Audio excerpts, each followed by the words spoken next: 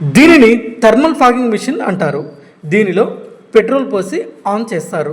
ఇక్కడ ఉన్నటువంటి ఈ ట్యాంక్లో ఒక దాంట్లో నీటిని పోయాలి, మరొక దాంట్లో ఇచ్చిన డ్రగ్ మరియు డీజిల్ ఈ రెండింటిని కలిపి కూడా వేరొక ట్యాంకులో అయితే పోస్తారు.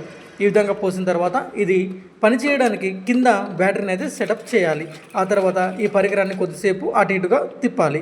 దాని తర్వాత పెట్రోల్ ప్రవాహం గురించి ఈ బటన్స్ అయితే నొక్కాలి. ఇప్పుడైతే ఈ మిషన్ మనకు రెడీ అయిపోయింది, థర్మల్ ఫాగింగ్ చేయడానికి సిద్ధంగా ఉంది. దీనిని భుజాన వేసుకొని మనమైతే షెడ్ లోపలికి వెళ్ళాలి. షెడ్ లోపలికి వెళ్ళే ముందు పరదలన్నీ కూడా దించి ఉండాలి. ఆ తర్వాత షెడ్ మొత్తం కూడా పొట్టిపోసి ఉండాలి. ఆ పొట్టు మీద మనము చూపించినట్లుగా ఈ విధంగా పొగతో ఈ థర్మల్ ఫాగింగ్ మిషన్ అయితే ఆన్ చేసుకొని షెడ్ ఒక చివరి నుంచి మరొక చివరికి అయితే ఈ విధంగా ఆ పొగని వదులుతూ వెళ్తుండాలి. ఇది ఎక్కువగా తలనొప్పిని తెస్తుంది, అదేవిధంగా దగ్గును తెస్తుంది, కంటి నిండా నీరు కూడా వచ్చే అవకాశం ఉంటుంది. కాబట్టి ఈ థర్మల్ ఫాగింగ్ అయిపోయిన తర్వాత షెడ్లోనికి అయితే ఎవరు కూడా వెళ్ళకండి.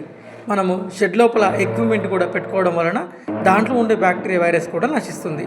నేను పనిచేసే కంపెనీలో ప్రతి బ్యాచ్లో కూడా ఈ విధంగా స్ప్రే చేసిన తర్వాత మాత్రమే పిల్లల్ని అయితే దింపుతున్నాము.